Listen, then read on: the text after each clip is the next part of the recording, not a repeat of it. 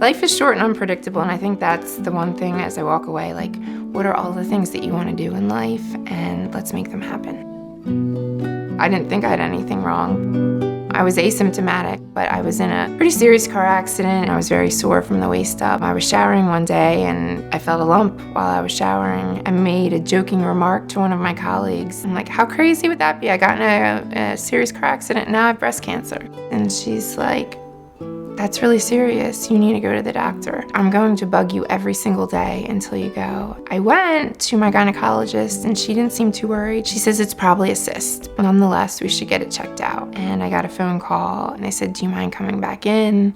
We want to do a biopsy. At that point, they said, it's small, it's probably stage 1 at most. I found out 2 days later that it was stage 3, very aggressive estrogen positive cancer. With it being in the lymph nodes, there was no doubt that I needed chemo and also radiation. The fact that my cancer was estrogen positive meant also the doctors were recommending that I have my ovaries removed.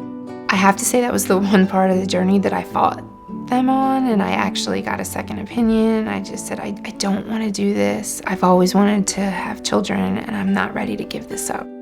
I was 36, which at the time was considered a young survivor, and I didn't know anyone else my age that was going through what I was going through. I felt very isolated, even though I felt very supported. No one truly understood. Fox Chase has an incredible psychiatric department, and I thought, maybe I should see a counselor. Dr. Rodolitz, through months and months of just talking through it, I am whole again because of her and the work that she helped me do.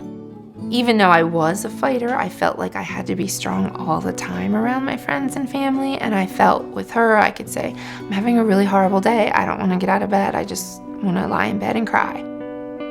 You are grieving a real loss, just like someone that had a miscarriage or lost a child. You lost that too. But the hopeful part was, she's like, so now what? Okay, so that dream is not a reality. What's next for you?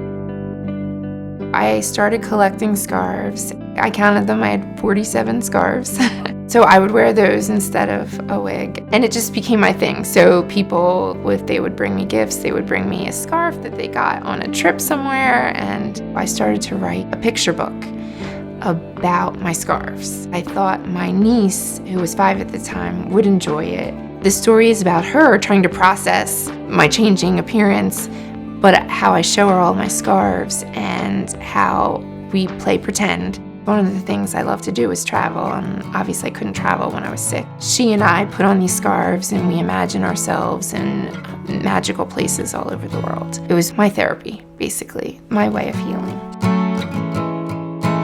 This whole journey, I would never take it back. I didn't get that one piece of what I wanted in life, but so many better things have happened since. A year ago, I got engaged to an incredible guy, and we got married this past June, so life is really good here in Doylestown.